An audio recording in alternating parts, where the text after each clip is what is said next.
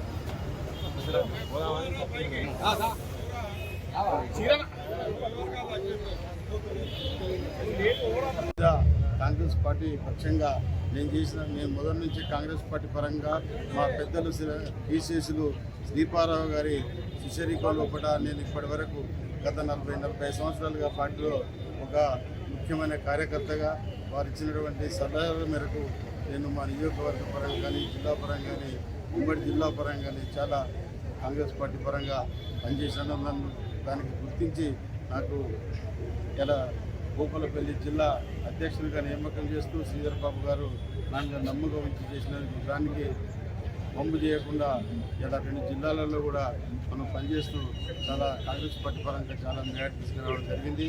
ఇంకా చాలా కార్యక్రమాల్లో కూడా పార్టీ పరంగా పార్టీ ఇచ్చిన ఏఐసిసి బీసీ ఇచ్చిన పిలుపు మేరకు మన మండలాల్లో గ్రామాల్లో గ్రామ స్థాయి నుంచి నిర్మాణం చేస్తూ ఇలా తెలంగాణ రాష్ట్రంలో కాంగ్రెస్ పార్టీ విజయం కోసం విజయం చేయాలి. మన మిత్రులు రాజేష్ గారు కూడా మేము గాంధీ భవన్ 2వ ప్రోగ్రాంలో అటెండ్ కావడం జరిగింది. రేవంత్ రెడ్డి గారి నాయకత్వంలో కూడా తెలంగాణ రాష్ట్రం ఏర్పడ్డది.